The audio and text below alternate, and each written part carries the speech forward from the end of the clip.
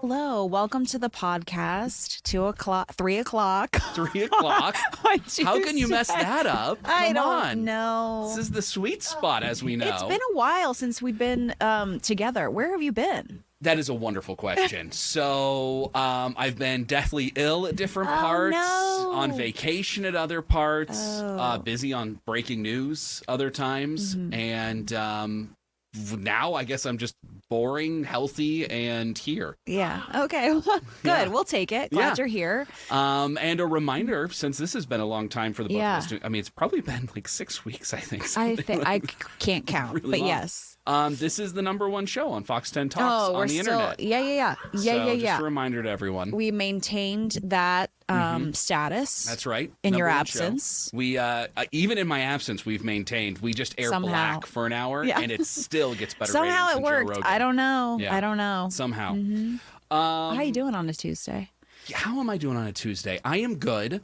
I'm filled and fueled with coffee. I'm working tonight. I'm doing some anchoring with you tonight on the shows. You are? With me? Not with you. No, with Ellen. Oh, okay. Yeah, I'm doing. Wait. Mark's filling in for John. I'm filling in. Yeah, for there's Mark. a little switcheroo happening. So I'm usually in bed by 8 o'clock. Like right when I put the kids so to bed. this will be fun. Yeah, so we've got to be up till 11. You're starting anchoring, early. so I get it. going. It makes sense. If you really want to see just a deranged man trying to stay awake, tune in to Fox 10 tonight at 10:30. Oh my gosh, that was strong. Well, I appreciate. I'm doing all right. I did burn my tongue about a couple of hours ago. Oh. I'm ashamed to admit it was on like an Uncrustable. Yeah. I'm so sorry. I know. And that is a peanut butter and jelly that's typically in a Correct. frozen form? Correct. Okay. I put it in the microwave. I didn't have a lot of time in my defense. So you burned your tongue on jelly. I did. And okay, so you know. These are the things people don't talk about with news anchors, how hard our job is. Not to get People too don't realize far this. off base and in the weeds about this, but you know how like the inner cell mass of like something you put into the microwave always heats up a lot more than the rest. The inner cell mass. So like the nucleus of said peanut butter and jelly This was is a physics podcast. flaming more than anything hot, else. and Yeah. I was unaware, and wasn't thinking. I left it in too long. I took it out. I took a big old bite, and now my tongue is numb. It's completely numb. Parts That's how. of it are. Yes. Wow. But I'm speaking fine, so I'm just being dramatic. But yeah. I mean, no, you aren't. But if you think you sound normal, no, I'm just joking. You sound great. What are we talking about today? Okay, so the housing market. Yes. So mortgage rates have come down, right? So that's great news, but costs of homes are still kind of up there. It's that like that up and downness of the rates and the cost that we never seem to be able to balance out. Right, and of course that's going to happen. That's to be expected, but people are still struggling to get into a home. And so depending on where you live, it's kind of widespread, this hardship of people trying to get into a home, no matter where you live. It's just expensive everywhere. Yeah. So we're going to talk to Olivianna Calmes about that. She joins us now with more. Hey, Olivianna. Hey guys, well, we are seeing some movement in the housing market right now. According to Freddie Mac, mortgage rates have been coming down. So right now, the average 30-year fixed rate mortgage is about 6%. And that might not sound amazing, but that's actually the lowest level since 2022. And it could bring monthly payments down for some buyers. But according to data from Redfin, there's a bit of a sore spot here. Some areas in the Midwest and Northeast are seeing the biggest annual jump in median home sales prices. So they've gone up in the last year. Places like Cincinnati, Detroit, Philadelphia, Chicago, and Warren, Michigan. That's right near Detroit.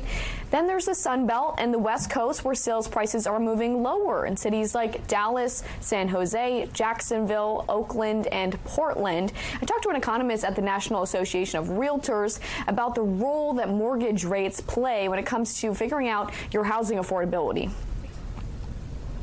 Mortgage rate moving from near 7% this time last year to today near 6%. That's a 1 percentage point drop in mortgage rate. That essentially saved for typical home buyers about $150 per month, $200 per month, depending on market and home price points. And when everything's expensive, that little bit definitely can make a difference. Housing experts also say that rate drop is starting to bring some buyers back to the market, especially people who may have been priced out of the market when mortgage rates were higher. Now, officials at the National Association of Realtors say a lot still depends on where you live. But for some good news for people here in the Midwest, or if you want to move over to the Midwest, our home prices have ticked up a little bit, but it still remains an affordable part of the country. It's a little cold, but, welcome. Yeah, lots of snow and ice, that's for sure. Yeah, we don't have to deal with that here. We'll take whatever prices we have to avoid it. So I will say this, and this is something I've noticed interesting. The housing market, when you talk about it, there's so many different facets you can get into, and you can dive into this. We could talk for hours and hours on all the different things.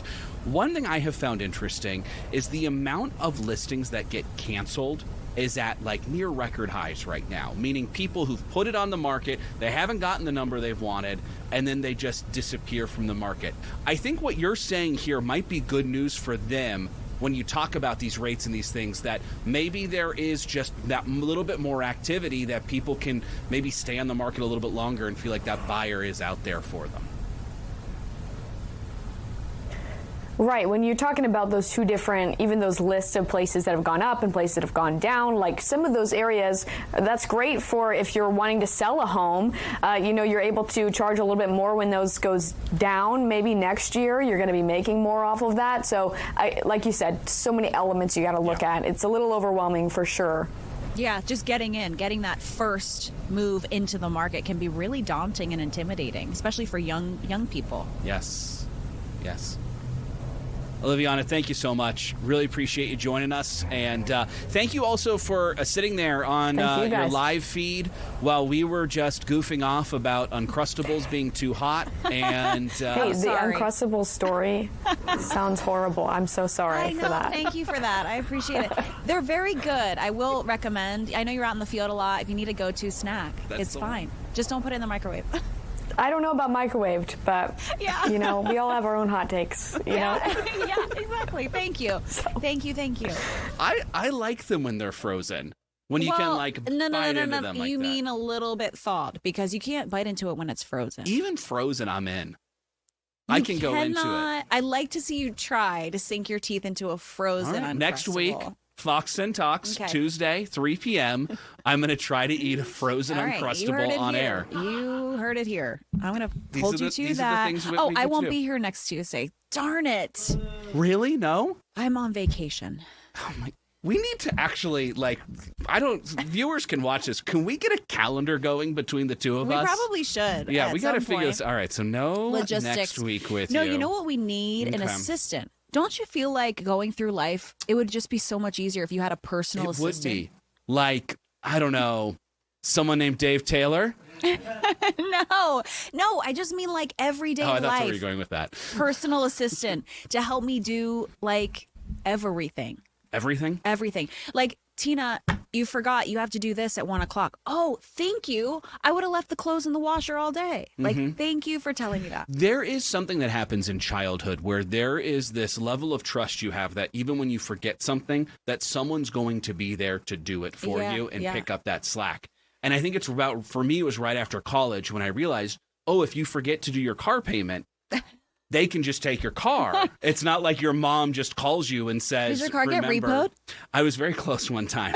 After college, dangerous times. But like those are things that you that you learn in life, that you have to be on top of these things. There's not a mom or dad to pick up that slack for you. But the assistant. Assistant. I mean, I'm just saying. Yeah. Someone I could use an assistant for is my golf swing. We need to talk about this because I started a golf show. Yeah. The Front Nine, which, we've been doing it for a few months now. Yeah. When I started this, there was I would say a feeling in the newsroom that I was a capable golfer, that I could golf. I had some level of skills on the golf course. John Hook and I would often talk about my golf game.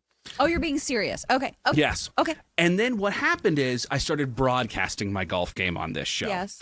And I firmly believe that if I hit a bad shot, it's going to make it in the show. We're not going to cut it out, even though I've got editing power. I'm going to put all the bad shots in there. Right. People are going to see my golf game. And I have now realized when you go back and you whole round of golf and you see all your bad shots. I am a horrible golfer, Tina. I was going to say, this is probably making you better, though. No, I'm getting worse by the week. I don't know what's happening. So this week, it's not supposed to work, I don't think. This is terrible. And this is why I need the assistant. We got to play, and this was like a life pinch me moment, TPC Scottsdale. Fun. Before the Phoenix Open with the tournament chairman, Jason Eisenberg. So cool. So we played 16, 17, and 18. Okay. And here we are on 16, the legendary 16, where I immediately hit it in the sand. Okay, no biggie. That happens, right?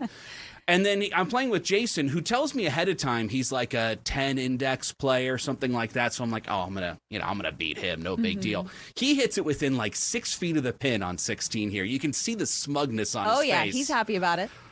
So happy for Jason, so demoralized for myself. So then I get into the sand here, and I hit it into the sand again. No. Then I hit it over the green on my second, because now you're like embarrassed, right? Like you're in your head. Yeah. Then we go and we play 17, Tina, and I hit 3 sand shots on that hole. I exploded. I just completely imploded. You were living in the sand. I was living in the sand.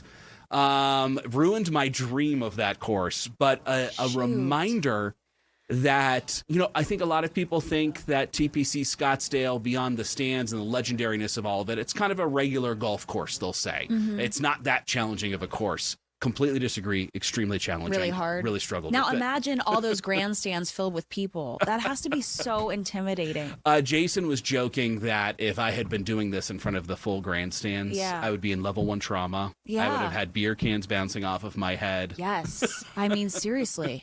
Talk about interference. Yeah, but this was a super fun episode to shoot because we got to talk not just about golf, but everything that goes on with the Phoenix Open. Oh, no. Yeah, there it was. There it was. Back into the sand. Did you try to tell them to delete that clip? Yes. It never happened. And they know. BK, who edits and shoots these, who's a magician, by the way, refused it. And then I hit it over the green here deeply. And then you can see Jason's ball sitting right there perfectly on the green, 6 feet away. So good job by Jason. Well, I got to hand it to you. You're... He missed it, though. He missed it. Oh, yeah. Yeah, so there you go. He got a par. He got a little too cocky, Jason. You're putting it all out there, you're being very vulnerable, which is to be commended. I appreciate that. Thank you. It's very hard to be vulnerable on TV. But I will say, check it out. You can go to fox10phoenix.com and go to our YouTube page, all those typical places to watch it. We talk about the Killers performing this year. So fun. Ja Rule performing. Yes. Ludacris performing. Wait, Ludacris is there too? I think so. Yeah. But the Killers are doing it on the 16th hole. They're doing the Coliseum beforehand, so that'll be incredible. So cool. We'll be right back in just a minute. Yes.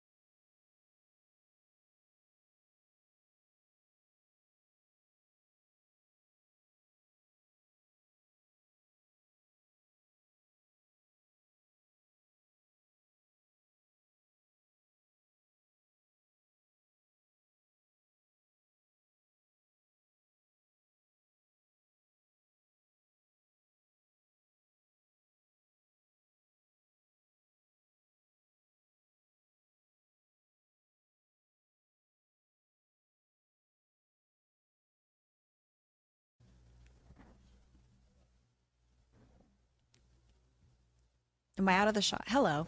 Welcome back. Here we are. Segment number 2. How are you doing? I'm good. Are you sure? I am. Are you?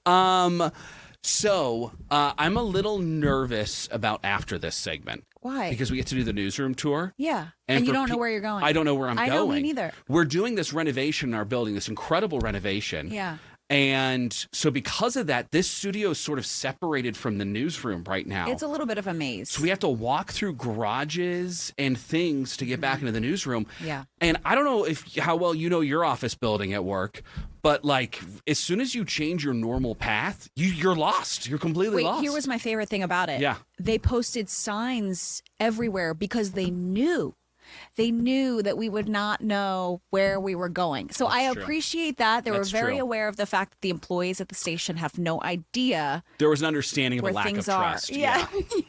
So I noticed that right away. I was like, wow, they knew that this was going to be a thing. They knew.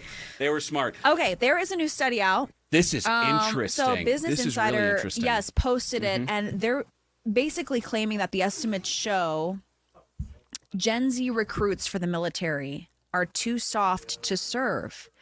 And they did not make their recruitment goal for the Army last year. So 2 years in a row, they haven't made it now. So they're down for recruitment. And if you know anything about the percentage of the population that serves in the military, it's very small, very, very small percentage. And even that, I mean, we're having trouble with recruitment, which is not great. Yeah. So joining us now to talk about it is Jim Blythe, and he is a Navy combat veteran himself. He did Armed Forces Radio, which I learned, which is very cool, and he hosts the Veterans Impact Show. So thanks, Jim, for being with us. We appreciate it. Hey, I've been watching you guys for a few minutes. I don't think I can keep up with you because, I can't play golf. And we don't have half as much sand here in Texas as you do. That's a problem. Yeah, if you're going to play with Steve, that's a problem. Yeah, it is. I would think in Phoenix that's a problem. And too many kids have been eating those PB&Js that you microwave like you were talking about. So really, your facts are off. In 2025, recruiting actually went above what their goals were, and it was very good. The information you're talking about came from 2023, and both the Army and the Navy made major changes. One of which is the Army has what they call a Future Soldiers program, which is about a 90-day program that puts the kids through physical training as well as educational training, because what they also found is so many of the kids couldn't pass the exams. Now, that's an indictment of both our school systems and our families that we're eating too many Pop-Tarts and watching too much TV. So what is the military doing? They're giving these kids a hand up. They're giving these kids a chance by giving them an opportunity to go in the military. The obesity rate in this country is ridiculous. It's terrible. It's having a huge impact on people's health. That's a big thing. I've heard of RFK talking about that, other people. What are we going to do about that? Well, it's a lifestyle change. And the military is a lifestyle change of which you want war fighters. You don't want the guy to go to war for you or the lady to go to war for you if she can pants and can barely walk across the room, correct? That's right. So they're working to make our military better. And like I said, your information's incorrect. Actually, it was 103% for the Army. Navy did about the same. Air Force, everybody wants to stay in a Hilton hotel, so they go to the Air Force. Marine Corps, they don't care about numbers. They care about quality. You got to be something else.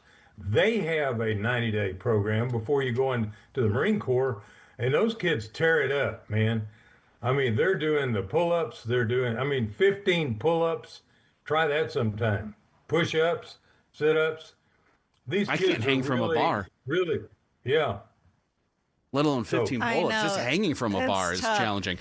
Well, this is so interesting. And I'm surprised by the obesity maintaining that being an issue, just because when we talk about what's changed so much with Ozempic and these drugs like that over the last year, I feel like that's going to have some level of a shift.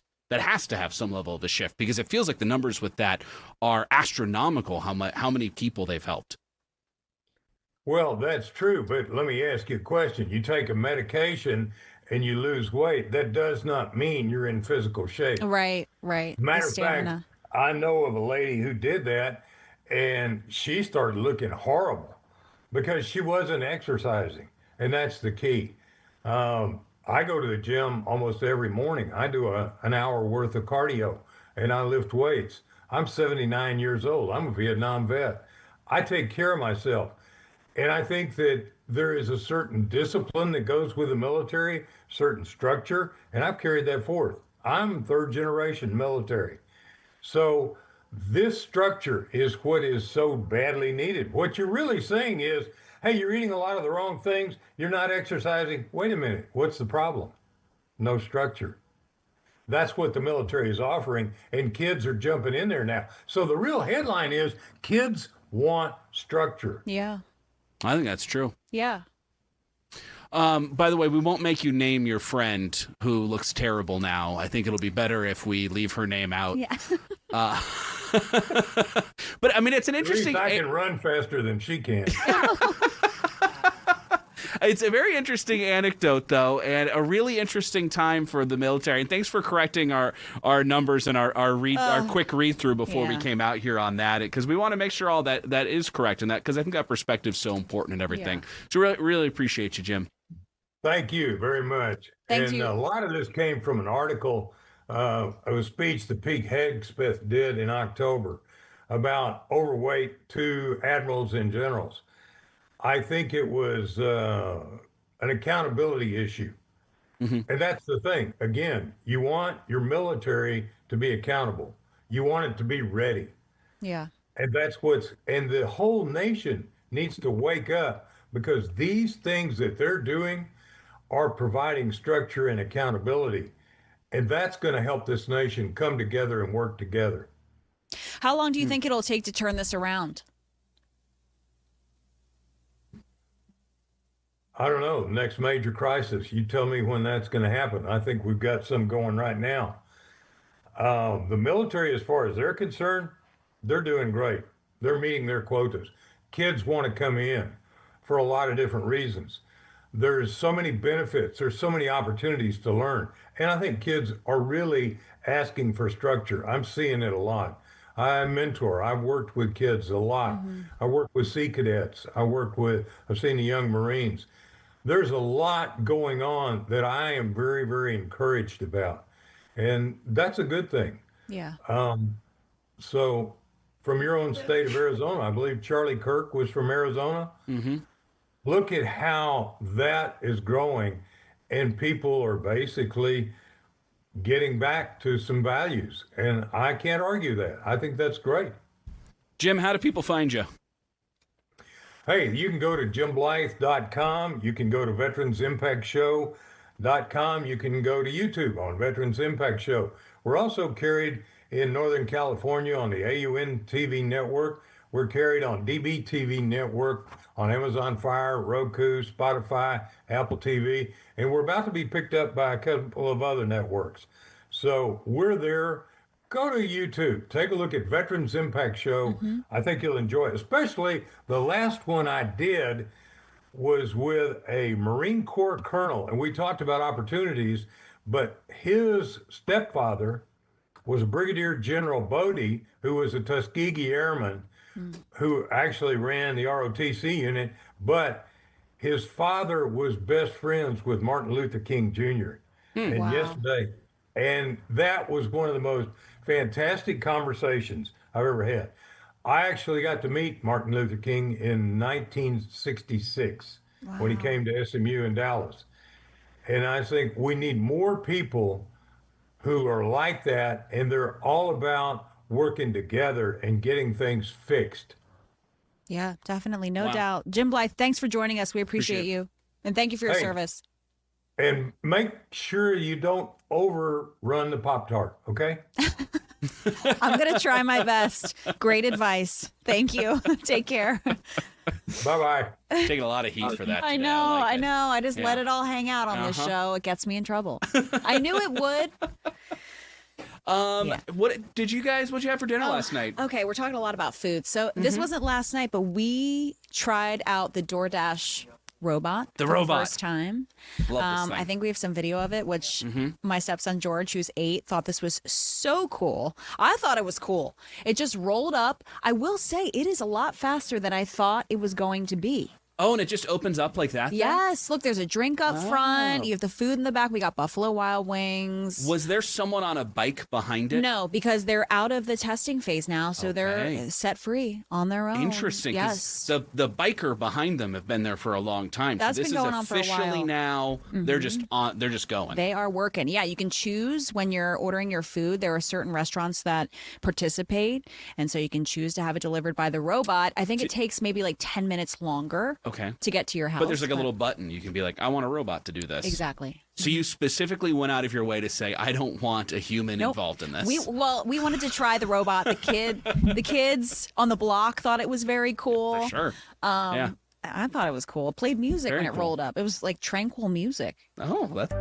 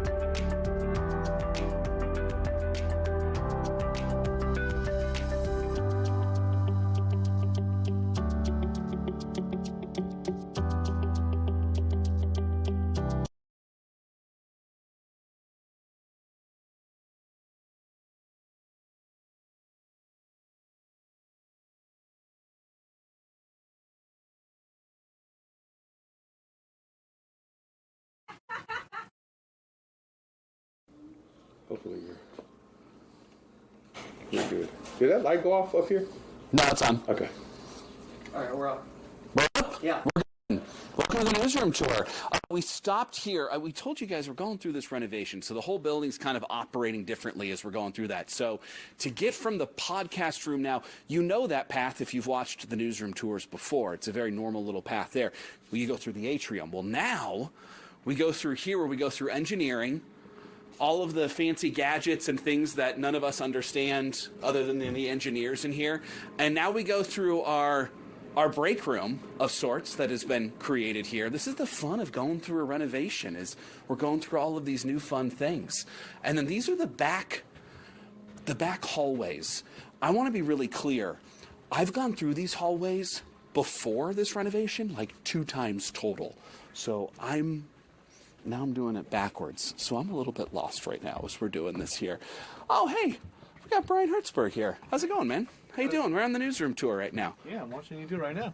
Oh, yeah, you are watching the newsroom tour here. Making sure.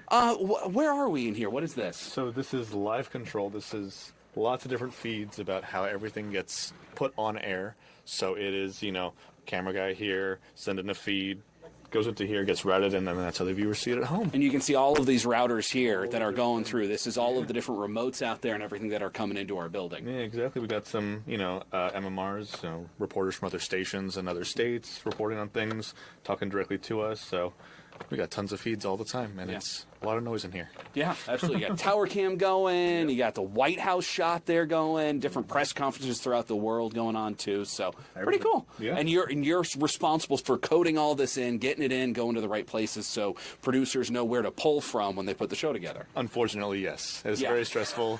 Job, and if something is not coded right, it doesn't get on air. So yes. Well, that's so we can blame you when things go wrong. Yeah. Sure. We trust you. We know you're going to do a great job. You always do. Appreciate you, man. Thanks for letting us drop by for a second here.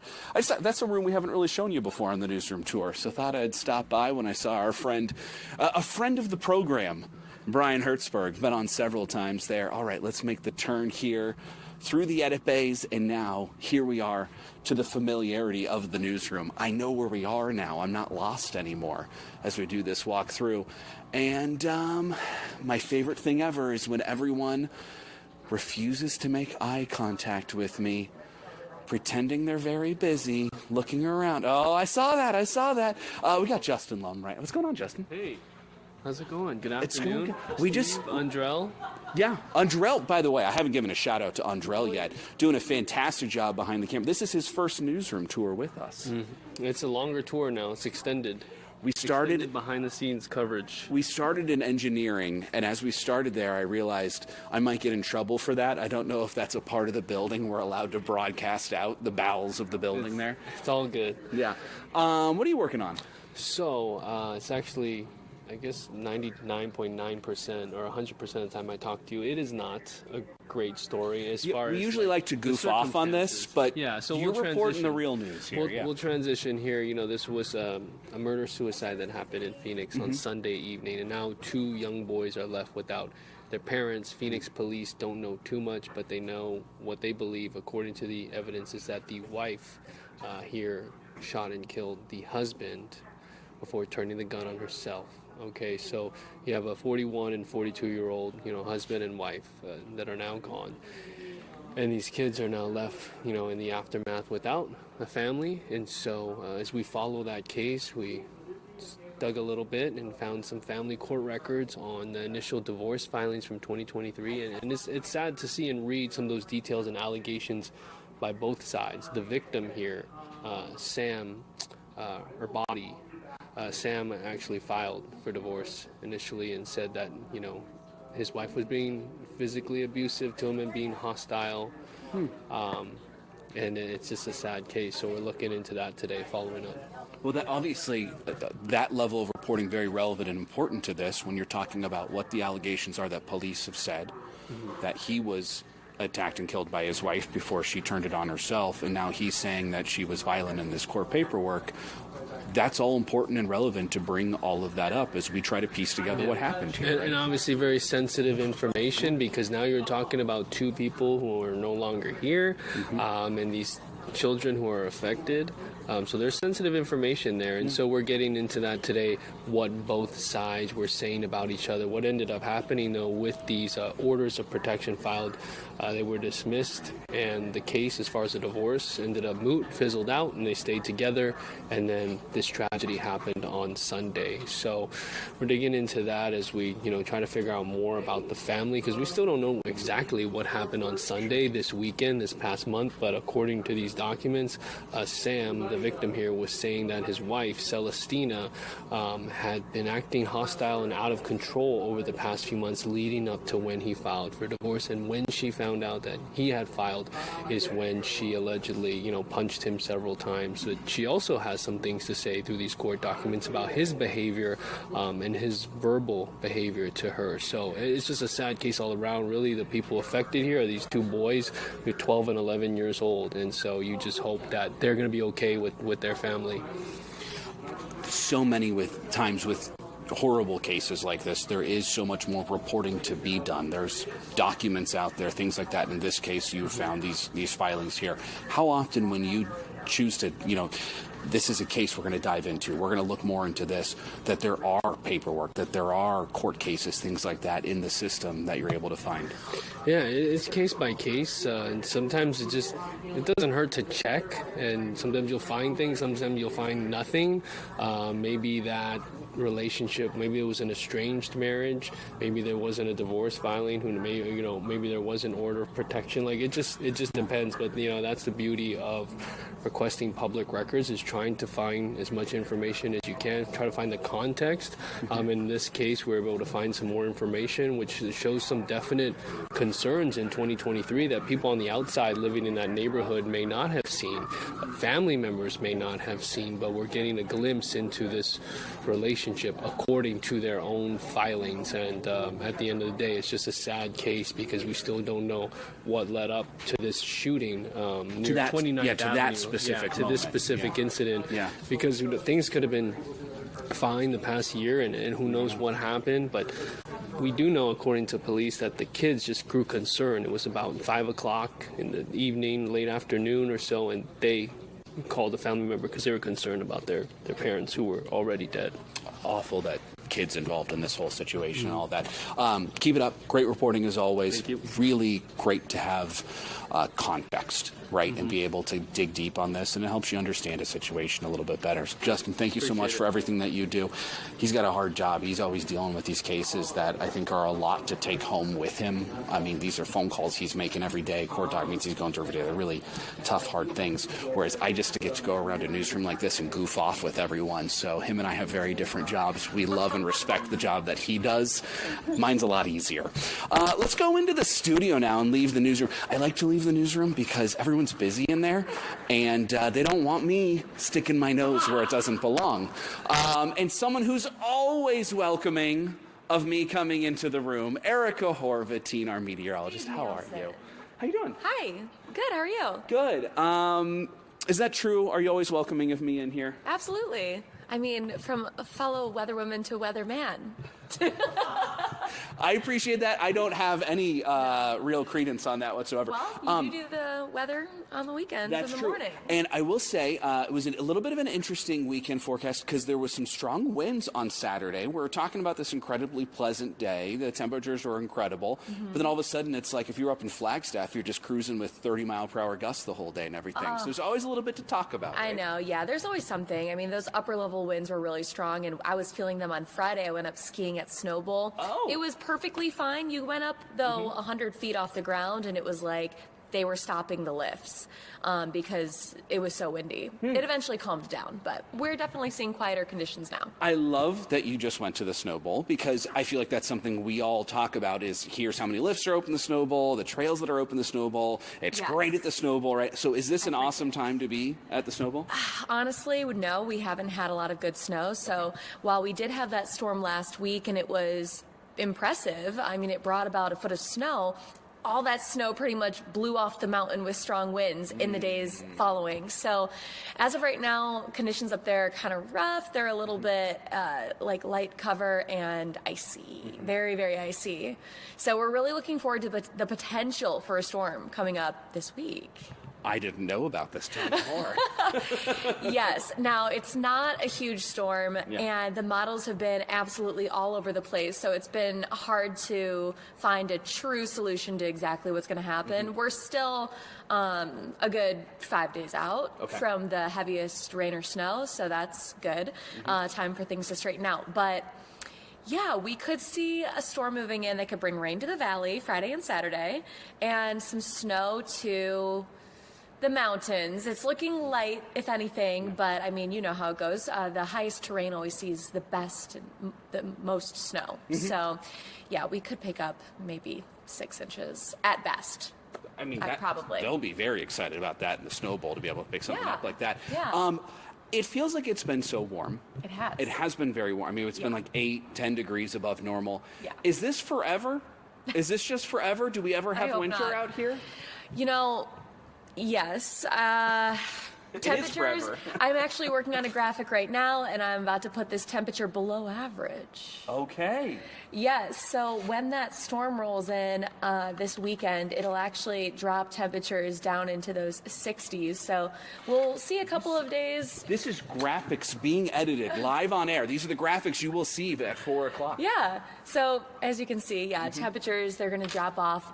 And the more rain we get, the cooler these could end up being. So, yeah, looking at some 60s, the return of some very brief winter-like weather for us. But, yeah, we are seeing our third warmest January on record to date. So if it wasn't December an incredibly warm? It was the warmest on record. Yeah. So we're on a roll. Yeah. It's unfortunate. Last January, we actually saw a really cool January, so it kind of stinks to have this warm weather. I'm okay with it. I will say this: when we talk about like the warmest Julys ever, that's when it's murderous in the valley. Absolutely. Warmest January on record? That sounds great. I'll do that. I know. I'm just, in that meteorological brain, I'm like, I don't want to see record warmth every single month because that just shows the state of our climate, which makes me very worried. But other than that, mid 70s, low 80s in January, it doesn't have any other huge effect on us. It's very pleasant. Erica, thank you so much. Appreciate you. We will see you on TV at 4 o'clock on Fox 10. Thanks for joining us on the tour.